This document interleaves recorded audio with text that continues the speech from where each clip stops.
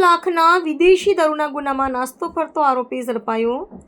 3 માસથી ફરાર રાજ પટણી જવાહરનગર પોલીસને સોંપાયો। ક્રાઇમ બ્રાન્ચે વિદેશી દારૂના ગુનામાં નાસ્તા ફરતા આરોપીને ઝડપી પાડ્યો છે। આરોપી રાજ ધર્મેન્દ્રભાઈ પટણીને વડોદરાના વાડી રંગમહાલ લક્ષ્મી ફ્લેટ પાસેથી શંકાસ્પદ હાલતમાં ઝડપી લીધો હતો।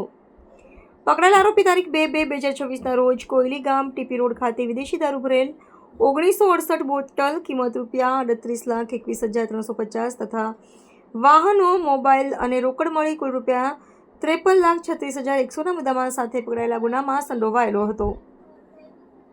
આ કેસમાં કુલ 19 આરોપીઓ સામે જવાહરનગર પોલીસ સ્ટેશનમાં પ્રોહિબિશન એક્ટ હેઠળ ગુનો નોંધાયો હતો।